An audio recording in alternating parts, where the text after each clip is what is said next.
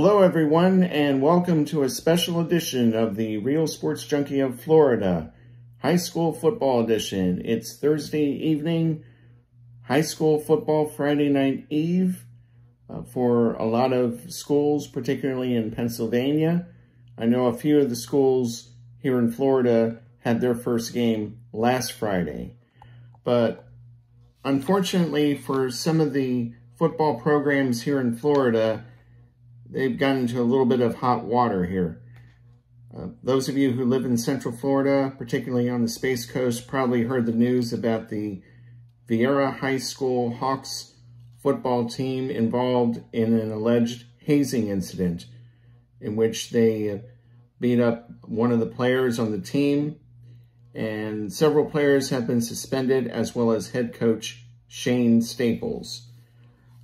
The school board decided that they could resume practice as of Wednesday. That was yesterday. But it's unclear as to whether or not the games would be played going forward for this season. And I believe there was a game last Friday where they had to forfeit. I mean, they're supposed to be playing, I think they're playing South Fork. I don't know if it's this Friday or last Friday when they played, but it looks like they're going to have to forfeit that game. Now, I understand that those who committed these acts of hazing are to suffer the consequences. And I believe they're being suspended from school, from what I understand. I don't have any confirmation of that. But the point being is, it's not only impacting those who are involved, but it's impacting the rest of the football team who was not involved.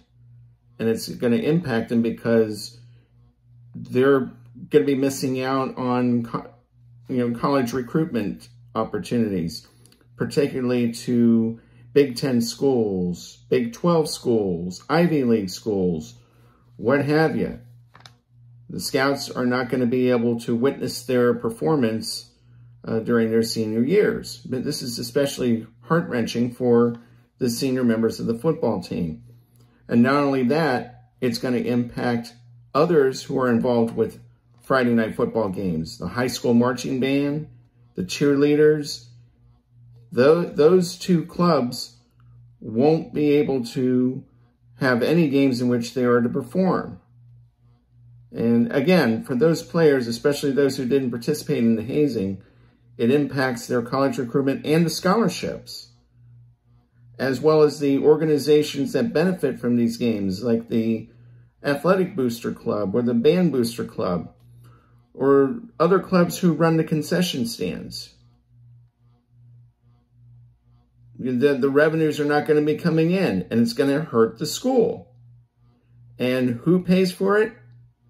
Everybody who lives in the Brevard County School District. It's going to impact everybody. It's going to have a ripple effect.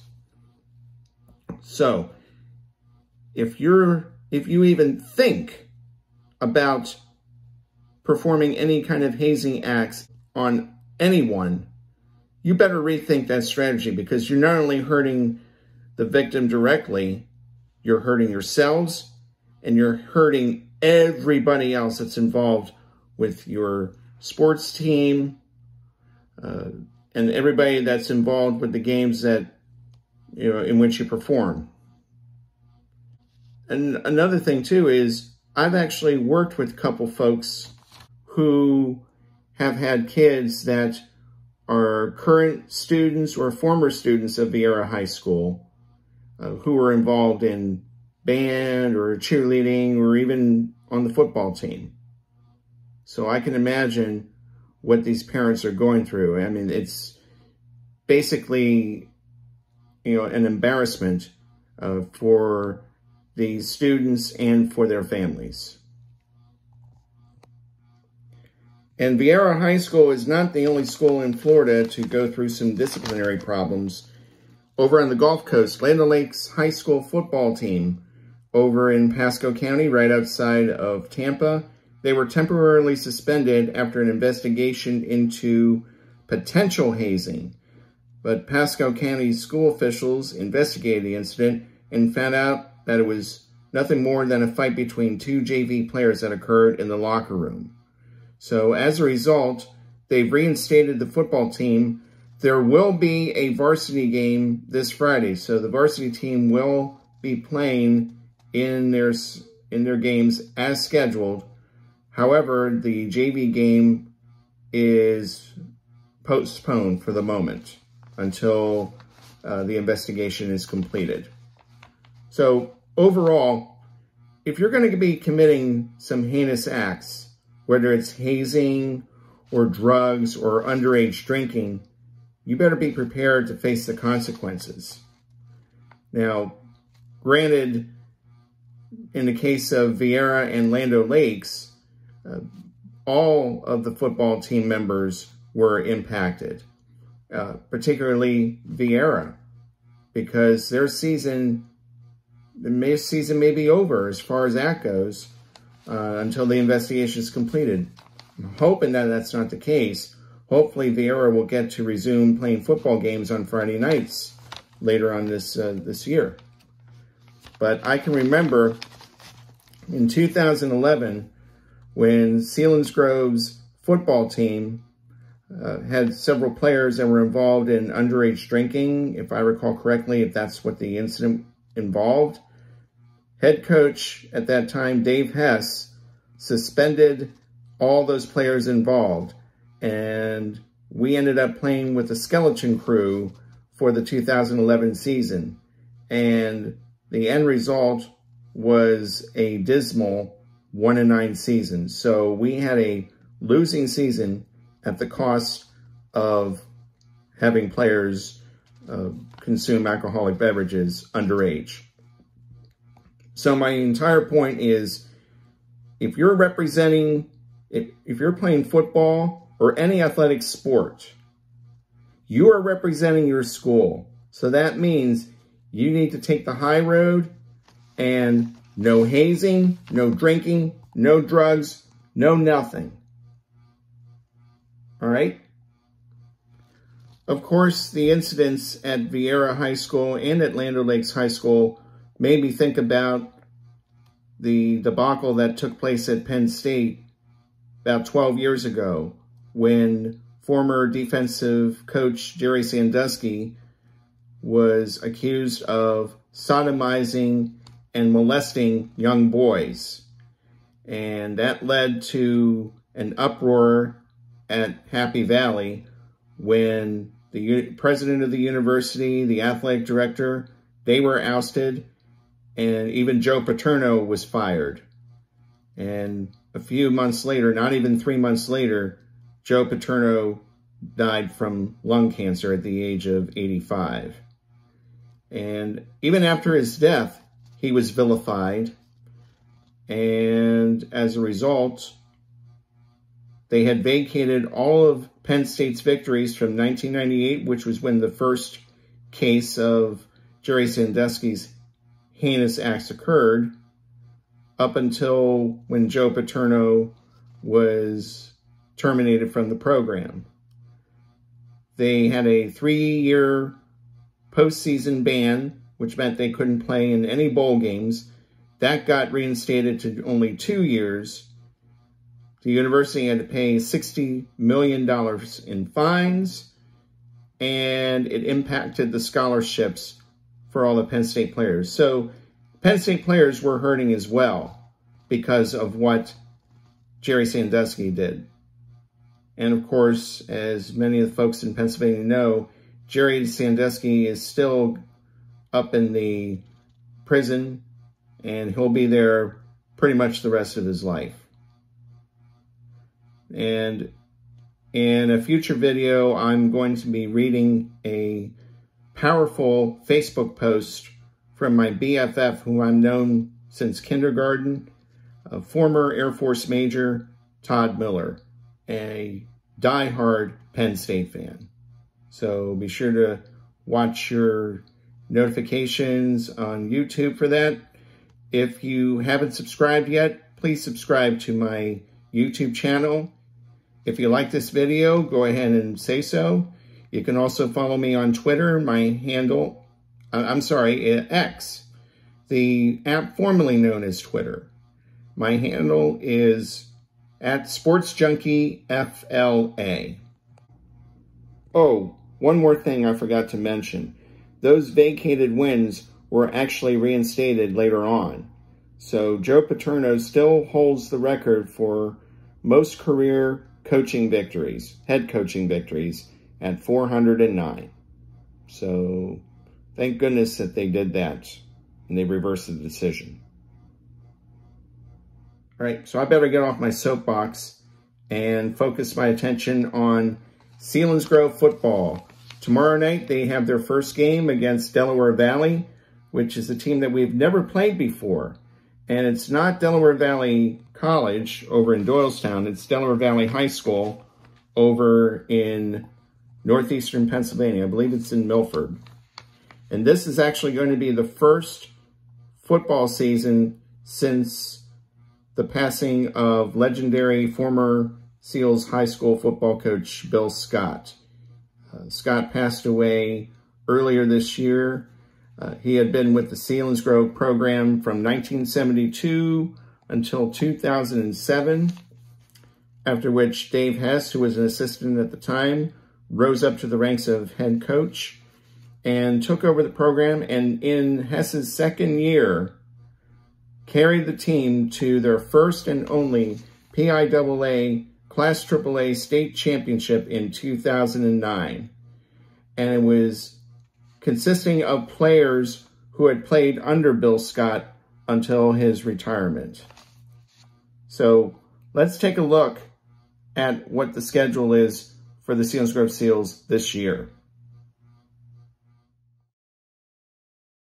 This Friday, the Selinsgrove Seals will play host to Delaware Valley, a high school out of the Milford, Matamoros area in northeastern Pennsylvania. Then on the 1st of September, Seals will travel to Mifflintown to face the Juniata Indians. Then they come home September the 8th to face the Jersey Shore Bulldogs, followed by a trip to Shamokin on the 15th of September to face the Indians coached by former New York Giant great Henry Hynoski.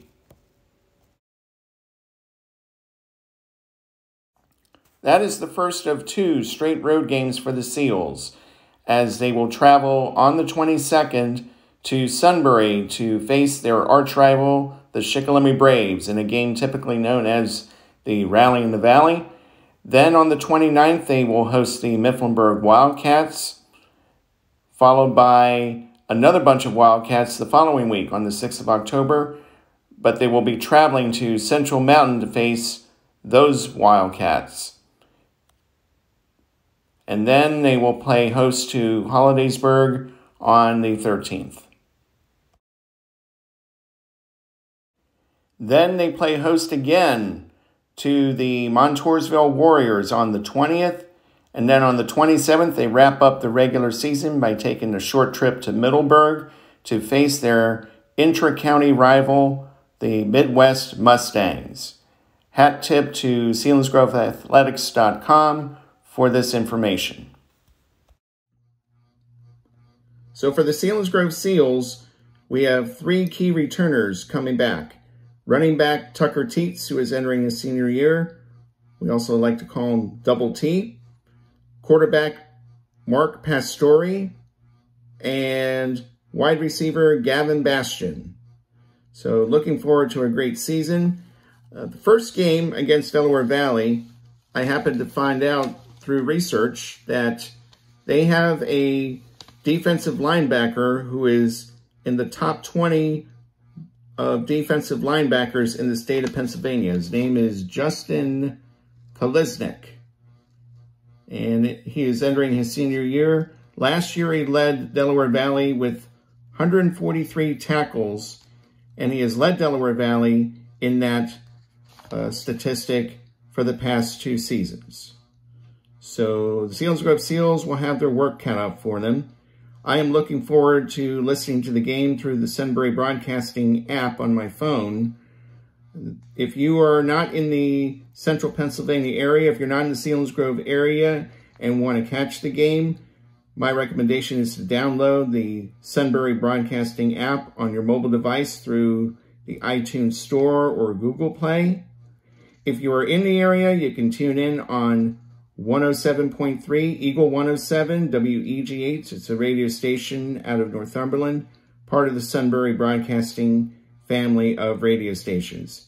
The plays will be called by Pat O'Brien and Steve Briggs.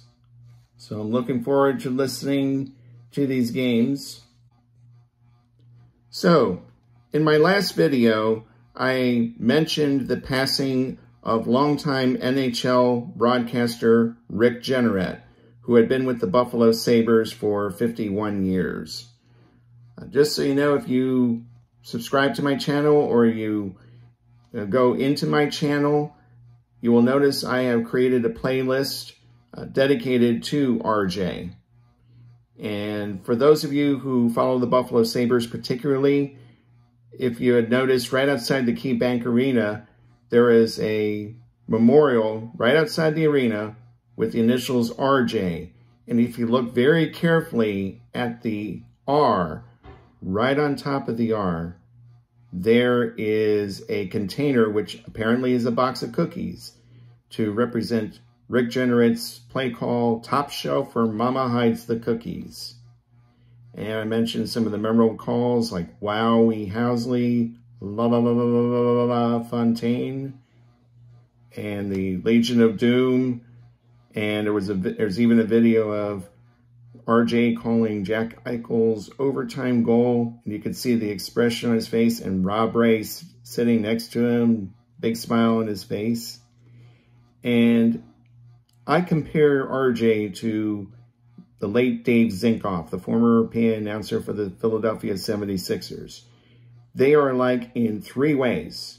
Number one, both Zink and RJ are the only announcers that I know of who have had their banners hanging on the rafters of their respective arenas. They both stretch out the word time. In the case of Zinkoff, he says, "The Sixers call time." And in RJ's case, he says, "The Sabres win in overtime." And both of the announcers had been doing their jobs for a half a century. So want to throw that out there. So that's going to be it. So enjoy the games tomorrow night or over the weekend if these games are played on a Saturday. So until we meet again, this is the Real Sports Junkie of Florida, John Bodiger, reminding you of the words of former track and field coach Jim Taylor. It's a great day to get better. So long, take care, and stay safe.